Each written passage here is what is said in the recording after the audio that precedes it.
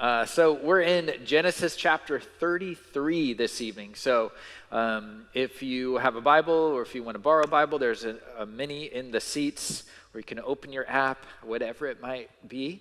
I'm going to be reading out of the New Living Translation, several sections there. So if you look at something, you're like, oh, this is a little different.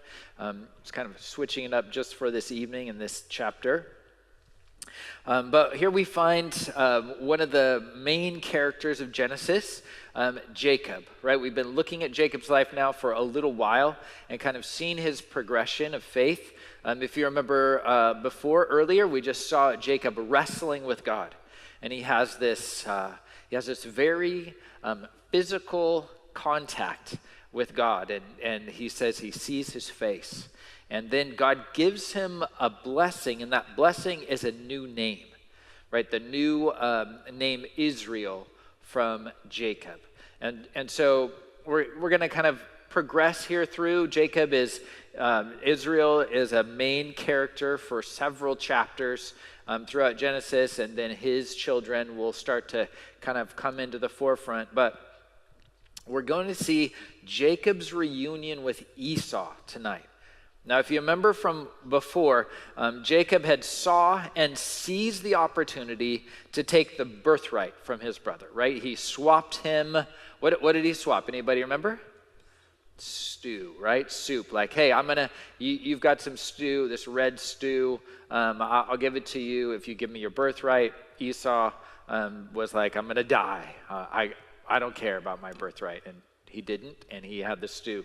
And then later he lies and tricked his brother and stole the blessing from his father. And so both father and brother, he tricks and lies.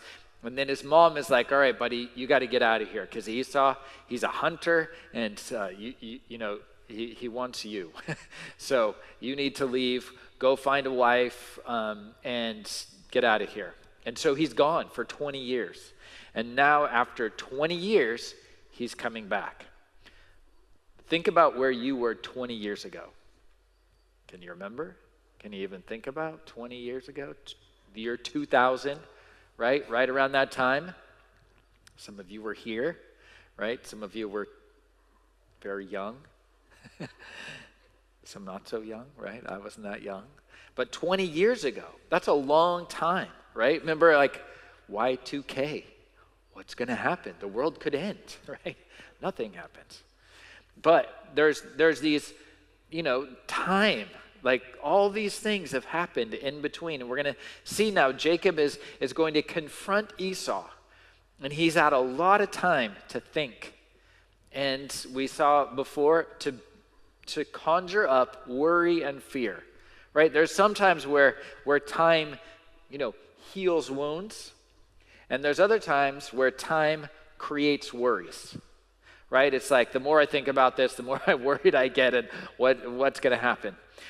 So it's kind of an interesting chapter to see where Jacob goes and how he goes, what he does. And it's kind of a little bit of a mixed bag. Even a lot of the commentators, they have different opinions about some of the decisions that he makes. And there's times in our lives where we make these decisions, and on the surface, you don't know, like, is this a good decision or a bad decision? You're like, well, I decided to move my house, or, I decided to relocate, or I decided to take a different job. And people are like, yeah, this is just a decision. But there's something that's underlying a lot of times that decision, right? There's reasons, there's motives, there's results, there's consequences. And so we're going to see some of those kinds of things play out. So let's look at the first few verses here in chapter 33, Genesis.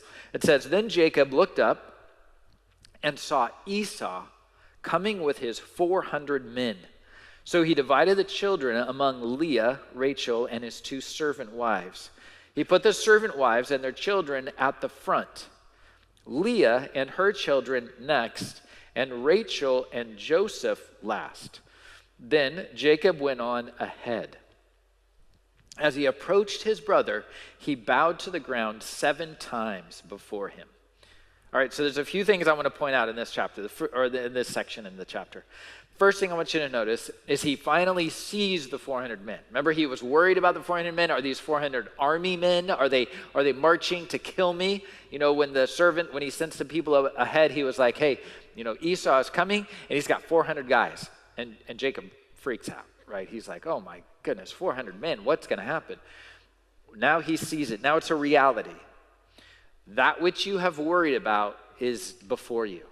But it's not how he thought it was going to be. It's not how he was worried about. Right? It's a different scenario. They're not coming to kill him. They're coming to meet him. The next thing I want you to notice is he doesn't seem to divide his family. Remember before he was trying to split them up in camps? Doesn't seem like he's doing that. It seems like maybe that time with the Lord, maybe that fear is gone. Maybe that fear is gone. And I can tell you, spending time with the Lord, renewing your faith, encouraging yourself in your faith, drives out fear. We don't fight fear just telling it to go away. We fight fear building up our faith, right? It's the faith that drives out the fear. It's just like the light that drives out the darkness. And so here, I think that he's got a different mindset. He's not afraid like he was before.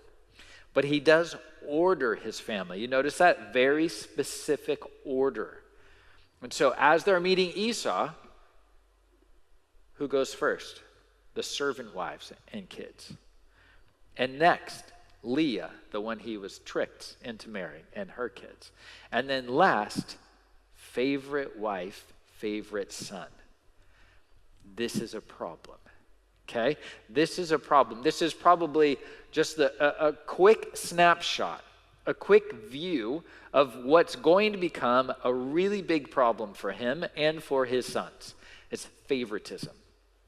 It's valuing someone based on something outside of their value in God. Right? He looks at these people and he orders them. Deborah and I used to watch Survivor all the time, right? We would watch these seasons and you see this the psychological, drama that happens with these people, and they have this little this little alliance, right? These little people, and they're all like, no, we're together. And then one by one, they get voted off, right? And you can tell who's going next by who's the low man on the totem pole. Right? It's like, okay, you're working your way up. It's the same thing here. He's like, okay, so servant wives, you go first. And then Leah, you go next. And then last, favorite wife. And Joseph. And this becomes a problem. This is an obvious thing. See, different people have different roles. We connect with people in different ways. So everybody's unique. But everybody has value. Everybody's created in the image of God. For us on this side of the cross, we can say Christ died for every single person. They might not be your best friend. They might not connect with you. But that doesn't ever give us the right to devalue them. Right? To treat them like they're less. Like, oh, you vote different than I do. You worship different than I do. You live somewhere different than I do. You do whatever different than I do. And so you have less value. I'll treat you differently. No, we should treat everybody with the value that they are created in the image of God. And what happens is when we judge people based on our value, we devalue them according to the value that God has placed on them. Right? That Christ died for every single person, that God created every person with a purpose and a plan.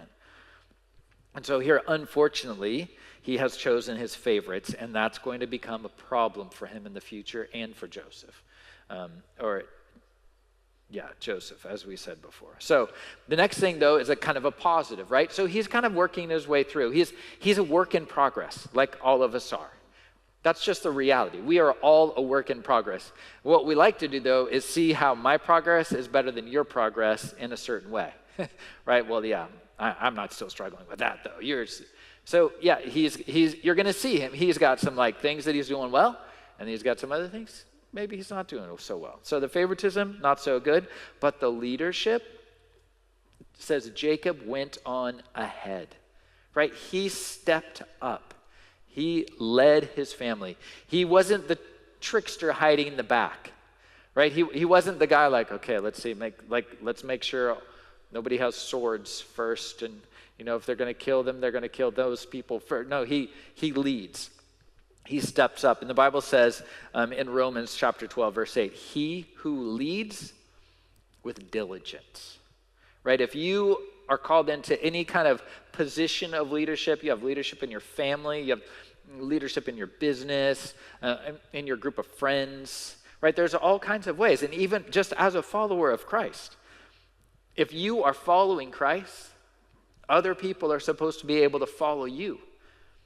And that's leadership, right? People following you.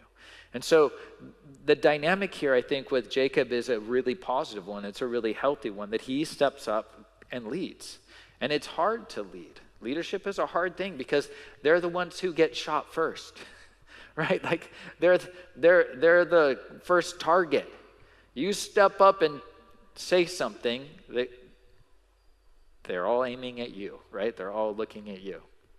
It reminds me of that story of George Washington. I don't know if you've heard it. It's a famous battle in the 1755. There's a battle that George Washington is riding on his horse, and he's trying to encourage the men and keep them in line, and hey, let's stay strong and all this. And he has 2 horses shot underneath him, right? Like, that horse, next horse, please. He's got 4 bullet holes through his jacket, and he's still leading from the front, right? Like that's, George Washington is an amazing leader. And that's the kind of example that Jacob is setting here. He's leading from the front. Now there's different ways to lead in different times and places, but it's hard to follow someone that's not in the front. As a leader, you have to be willing to stand. You have to be willing to go first. You have to be willing to say something, to speak up. Sometimes you'll take a hit, but you look through the Bible and God is always working through leaders. Think about almost any story in the Bible where God accomplished something good, something great. It's a leader, right? Right now, the high schoolers are studying Nehemiah. The women are going to be studying Nehemiah. Nehemiah, amazing leader, right? We've already seen Moses, and we'll see Joshua and Esther and Ruth, and like just all these ways that God uses people that are willing to step up, right? For us, even as we've been talking the last few weeks, talking about engaging, right? Being willing to engage, be willing to be a doer of the word. There's going to be times where other people aren't doing it. And you're like, well, I'm not going to do it if they don't do it. If nobody else is doing it and it's the right thing to do, you and I as the believer, as the Christian, as the faith-filled person, should step up and lead and serve and love. And that's what Jacob does, and I love that. Now, Jacob's got a lot of things he messes up. So I really like to, give him some credit for this. He leads from the front. Second cool thing that he does is it says he leads, but he also bows. You see that? It says 7 times. 7 in the Bible is the number of completion. So the idea here is he is completely humbling himself. He's completely humbling himself before his brother, which is a very vulnerable place to be, right? If Jacob is afraid that Esau is going to kill him, the last thing he wants to do is put his face on the ground. And that's the Hebrew kind of picture here. Isn't just like the little, I'm keeping my eye on you bow. This is like to the ground. And so he goes to the ground 7 times. That is huge vulnerability, but that's also huge leadership, right? Even in our values that we talk about, lead humbly with love and truth. Jacob is leading humbly. And godly leadership takes humility. If you and I are going to lead as Christians with godly character, it's going to require humility, because humility realizes reality. And the reality is we are men and he is God, right? And so, yes, I lead, but I don't lead from pride. I don't lead from arrogance. I lead from humility because I lead only as I follow. So as you and I follow Christ, as we follow God, we can lead others, not in arrogance, but in humility. Humility doesn't mean that we put ourselves in a bad light, though. A lot of times it's like, well, if I'm going to be humble, like I'm not really going to tell you the truth. I'm not, I'm just going to kind of, humility doesn't put us in a bad light, and humility doesn't put us in a good light. Humility just puts us in natural light. It's just like, this is who I am. There's things that I do pretty well, and there's other things I don't do so well. And that's real humility. And Jacob leads with that, lowers himself before his brother, giving him that like place of vulnerability. And that's really the connection, right? Like he gives some gifts, we've talked about and we'll see again. He gives some gifts, but the real, I think, connection is humility. The real opportunity there is his humility. And so verse 4, what's Esau going to do? He sees him bow. Then Esau ran to meet him and embraced him, threw his arms around his neck and kissed him. And they both wept. Can you feel that? You remember Esau? This is this big, hairy hunter guy, right? This is the manly man Esau. And he runs and grabs him and weeps. And Jacob grabs him and just weeps.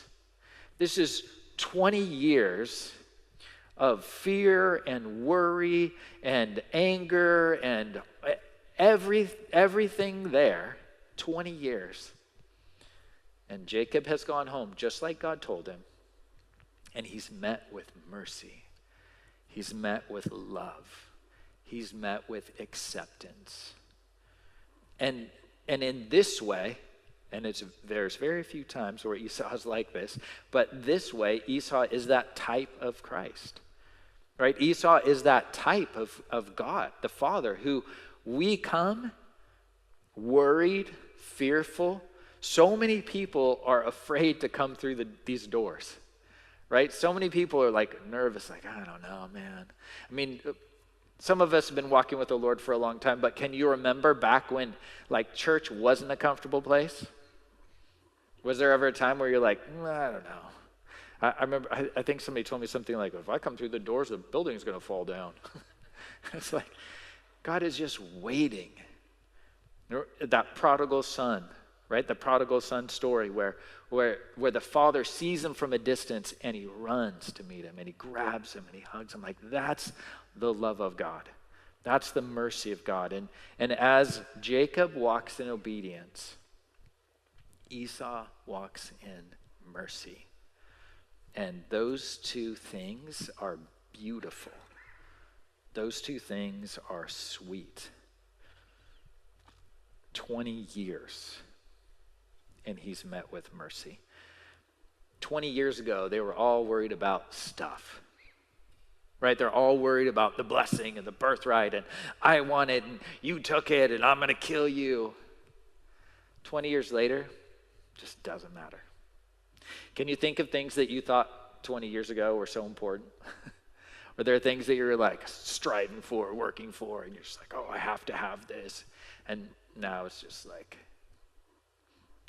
rusty, old, doesn't matter, not that big of a deal. It's like, but you know what matters? Relationship, right? Family, love, care, Esau, Jacob. Like, that's what matters. That's what lasts. The other thing I was thinking about is, some of us think that worrying is like magic. Like here, Jacob was all worried about this. I worry about it, and then it doesn't happen, so it must be like magic. Anybody excuse your worry like that? Well, everything I worry about doesn't happen.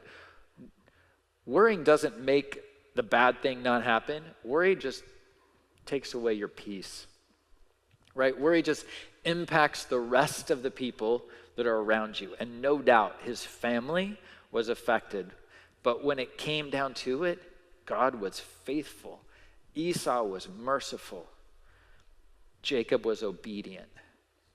And in this, God is glorified.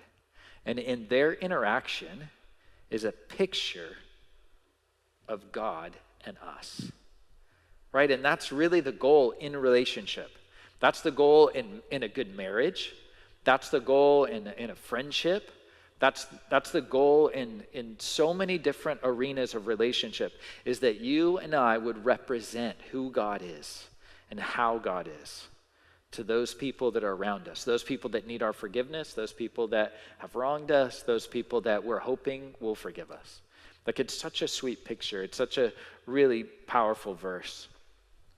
So they're hugging, they're, crying, and then it says, verse 5, then Esau looked at the women and the children and asked, "Who are these people with you?" He says, "These are the children God has graciously given to me, your servant," Jacob replied. Then the servant wives came forward with their children and bowed before him.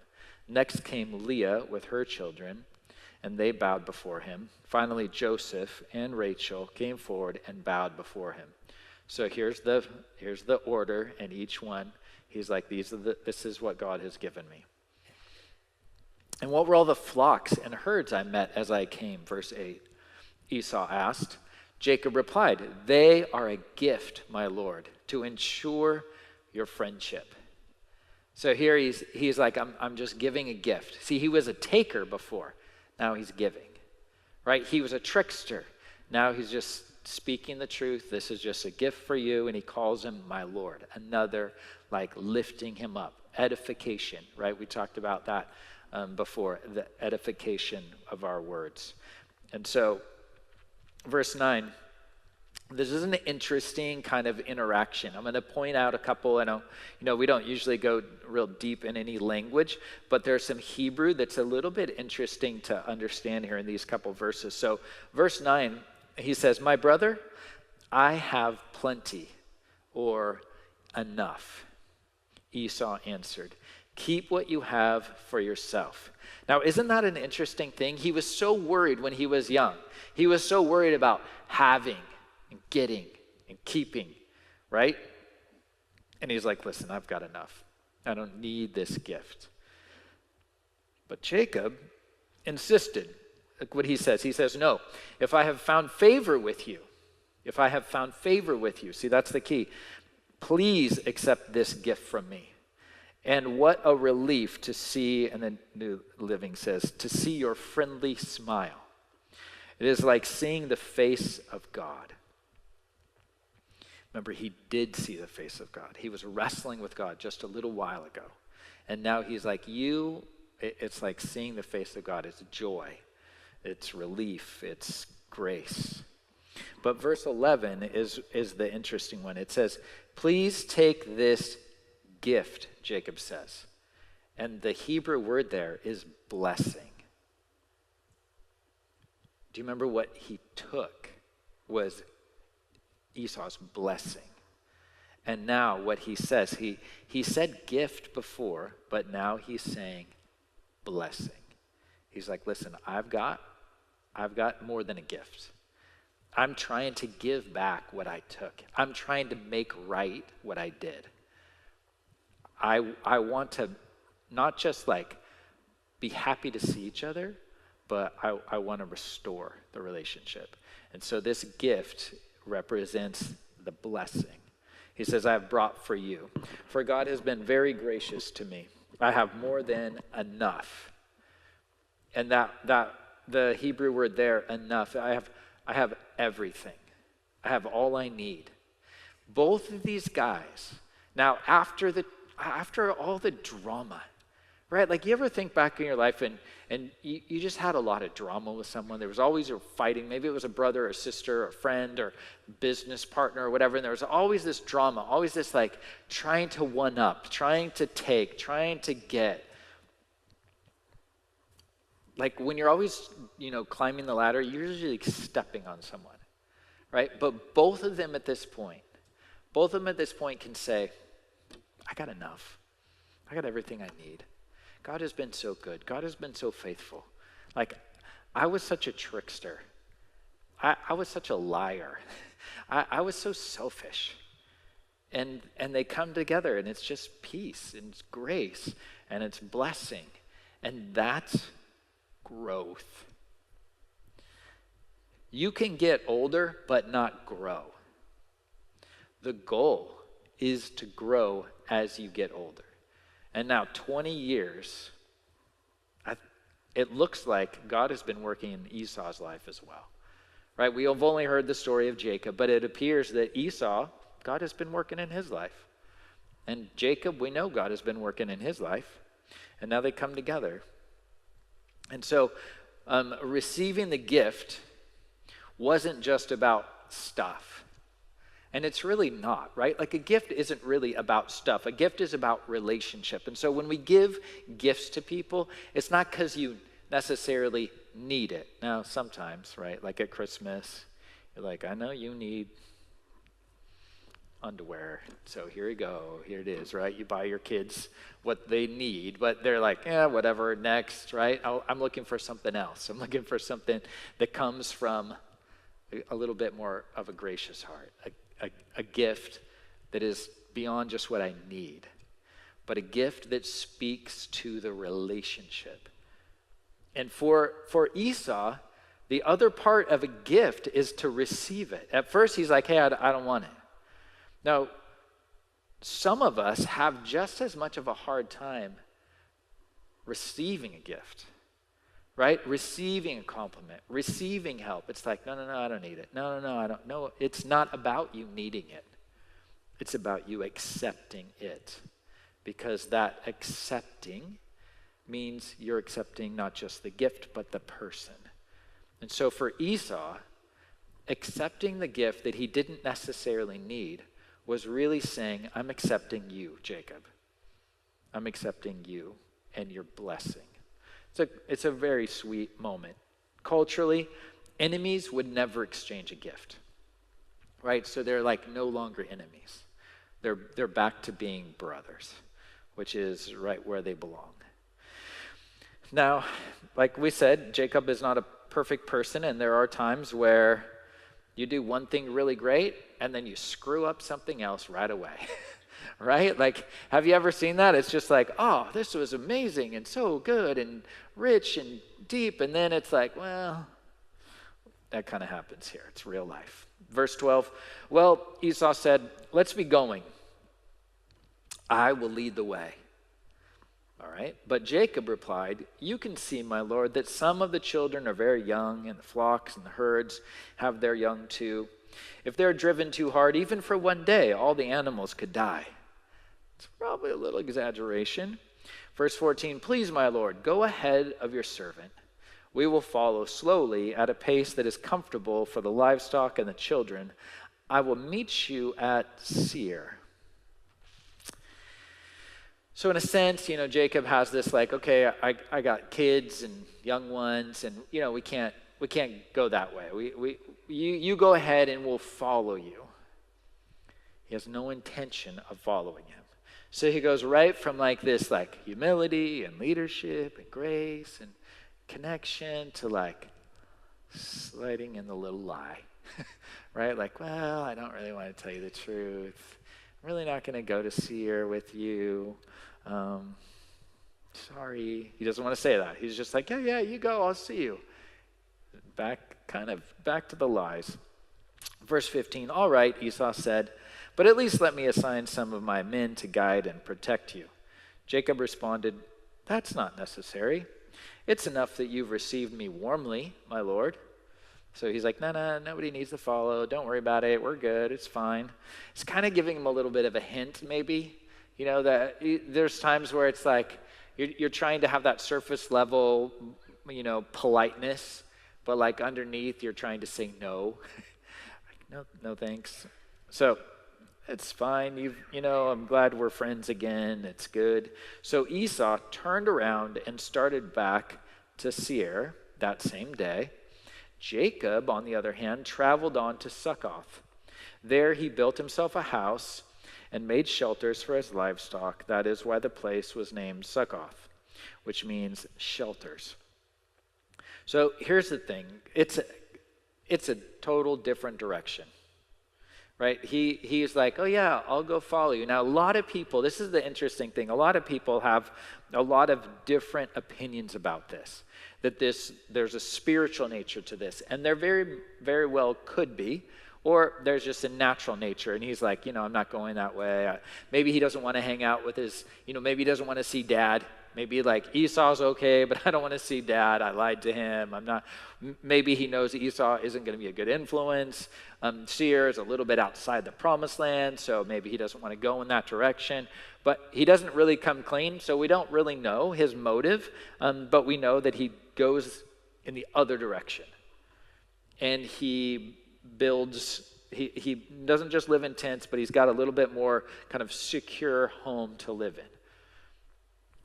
Now, originally, if you go back, Bethel is where he's supposed to be. But that's not where he goes, right? There's this element, and this is just what happens in life. It's like, yeah, I'm doing good here. I'm leading my family. I'm reconciling with my brother, and then I'm lying to him, and then I'm going the other way, and then I'm, not really going where God's called me to go. And that's exactly what he does. Now, he's there for a little while. And then verse 18, it says later, so it's been a little while. Later, having traveled all the way from Padan Aram, Jacob arrived safely at the town of Shechem in the land of Canaan. There he set up camp outside the town. So not much is mentioned here, but he's entered the promised land. He's entered Canaan. He's gone to Shechem. Now, the problem is, most commentators would say, and we're going to see in a couple chapters, where he's supposed to go is Bethel. He's supposed to go to Bethel, the house of God. Right? He's supposed to go to that place where he, really met the Lord, where he had that, tightness, that close relationship with God. But he doesn't go there. He goes to Shechem. He almost goes. Right? He crosses over, but not fully. Right, this is what we've talked about just on the last couple Sundays. This is the promised land. He's going in, but not fully. He's not going where he's supposed to be. And it's going to cause some problems. So verse 19, it says, Jacob bought the plot of land where he camped from the family of Hamor, the father of Shechem, for 100 pieces of silver. And there he built an altar and named it El Elohe Israel. So this means mighty one, God of Israel. So he goes and he builds an altar. And so there's an element of spirituality, and some people would say wow, he's progressing. And you could say that. You could say yeah, he's progressing. He's not followed Esau, outside of the promised land. He's come back into Canaan. He's kind of on his way to Bethel, but he didn't quite get there. Now, other people would say he's not just He hasn't just made the journey, he's stopped short of the calling. He stopped short of the purpose. And both of these things happen in our life, right? Both of these things happen in our life of faith, is that there's times where, God calls us to go. God's like, listen, I want you to end this relationship, or I want you to reach out to this person, or I want you to go to this, get involved in this ministry, or whatever it is. I want you to forgive this person. And you get there halfway, right? You're like, okay, I haven't completely reconciled, but at least we're talking, right? You send them a little text. Or I haven't completely quit, but we were talking about quitting. And you can kind of see okay, and there are times where you're on the journey. Here's what I'll say about it. It's like if you go to junior college, right? I knew a lot of kids from, the Calvary where I was teaching and the principal, and they would go to junior college, and then they would just stop. Right? They just didn't quite make it. It's like if you're going to go, then go and then keep going, right? Finish. And that's, if you're on a journey and you're okay, I haven't completely obeyed, I haven't completely gone where God called me to go, then just keep going. Don't stop. Don't get stuck in Shechem. Have the journey, but keep going on the journey. Proceed. Finish. Other people would say half obedience is full disobedience, right? I read one commentator and he's like, listen, if I told my son to take out the trash and he took out the trash and left it at the front door, that's worse, right? It's like, take it to the trash, take it out. And so there are those other times where it's like, you know what full obedience looks like, and you're not there. You're at half obedience, and it's disobedience. And so where are you at with that? How is that? Where are you in your heart? Are you in the journey? Okay, I'm taking steps. I'm not stopping. Or are you stuck? Because here at Shechem, though he built an altar, though he had the spiritual kind of decision, he's going to have a lot of problems. It's going to create some problems for him to be at Shechem. And it kind of reminds me a little bit, if you remember, of Lot, right? Lot gets the decision to choose, and he looks over there and he's like, that looks good. I'm going that way. And then, pretty soon he's pitched his tent, and pretty soon his tent's facing it, and pretty soon he's in the city, and pretty soon he's at the gate of the city. Pretty soon his whole family's lost, right? Like, that's the wrong journey. That's the place of disobedience. And that's a little bit what happens here with Jacob. Unfortunately, it's going to cause problems for his family. And the reality is, if we kind of like jump back to leadership real quick, the reality is, if you're leading your family, you got to be very conscious of where you're going. If you're leading your friends, you got to be conscious of where you're going. If you're a believer and people are going to follow you, you got to be conscious where you're going, because they're following you. They're going to end up where you are. And you may more easily course correct. Right? Like, oh yeah, sorry, that was the wrong thing. But behind you, they're following in those footsteps. Right? They're following where you've gone. So as Christians, as leaders, as men and women, all kinds of different places, like, we need to be aware. Like, there's people that watch us, and they end up where we go. And you may think like, oh, I'm not, that. But they may get stuck there, right? They may get stuck there. They don't know. They've just been following us. So we got to be so conscious. And Jacob is leading, and he kind of gets stuck in Shechem. We'll see that next week. But as we close, I just want to give you a couple quick thoughts, right? Like, Jacob got older, but he also grew deeper. Right? Like, that's how we should progress, is growth. We should be looking for growth. Should be able to look back. Like when you're, if you like have those little marks on the doorpost, like, oh, he's growing, right? He's getting taller. Like, can you look back? Are there markers in your life? You're like, wow, I feel like I'm more spiritually minded. I feel like I have more self-control. Like we talked about on Sunday, I feel like I have more control over my mouth. I feel like I love my neighbor. I feel like I care for the lost. Like, these are all great markers to say, yeah, I'm growing. Or, maybe I need to be more conscious of growing. Maybe go back to that CRAWL acronym we talked about, like confessing and reading the word and attending and worshiping, looking for those opportunities. Like, that's part of how we grow. The other thing is, like, how has God called you to lead? Who's following you? Who's looking to you? Who sees you at work? Who knows you're a Christian in the neighborhood? Right? Like, how's that? How's your leadership? It's like I think it's a good check. And then, where's God called you to go? Are there things that, like, are there steps of obedience? Maybe just little. Maybe God's like, hey, I'd love to spend some regular time with you in the Word. Like, I don't know, I'm kind of busy. Whatever that is that God's calling you to, I would just encourage you, like, complete the journey. Don't get stuck. Don't stop in Shechem. Complete the journey. Keep moving forward, because the place that God has for you is good, and it's right. And just like Esau and Jacob meeting, like, man, he looks to embrace you. He sees you coming, and he grabs us and brings us close. So let's close. Father, Thank you for being good and gracious. Thank you, God, for that picture that we see with Esau and Jacob, that reconciliation, that love and care and mercy, that wherever we're at, whether we feel like we measure up or whether we feel like we fall short, whether we feel like, yeah, we're really growing or we just really have more room to go.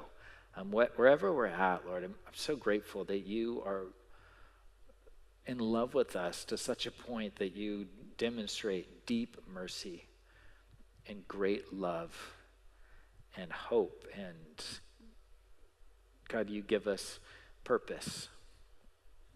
You give us purpose every day. Your mercies are new every morning. So fill us, God, and direct us and strengthen us that we could walk with you and trust you, to lay our burdens down, to walk in obedience, whatever that looks like. Help us to have eyes to see and ears really that hear your Spirit speaking. We ask this in Jesus' name. Amen.